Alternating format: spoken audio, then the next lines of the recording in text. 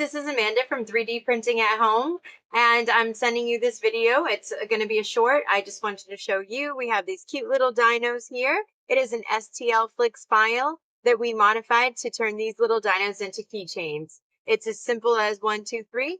All you need is your little modified dino. I like to use a flathead screwdriver and these cool little keychain kits that you can get online or at any crafting store. And it's pretty simple. It's a post-processing video sent to you, and I hope you enjoy it. So all I do is I take my little dino here. I use the flathead screwdriver just to open up the keychain for me. Of course, I did like 50 of these earlier, and now I'm having a hard time with this one.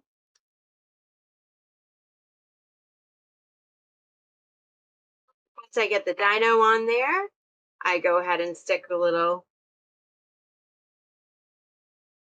clip-on, clasp-on, hook, whatever you'd like to call it, and you have yourself a cute little dino keychain.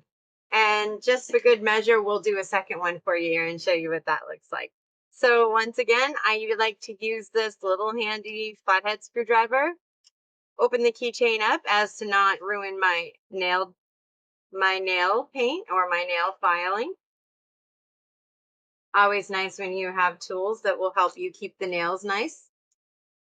Start sliding my little dinosaur tail right on the keychain.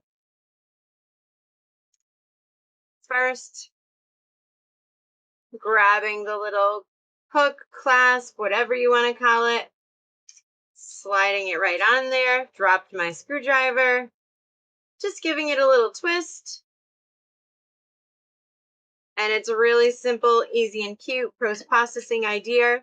STL Flix modified dino keychain coming to you. Enjoy! If you liked this short post-processing video on our dino keychains, be sure to like and subscribe, and we'll see you in the next one. Take care.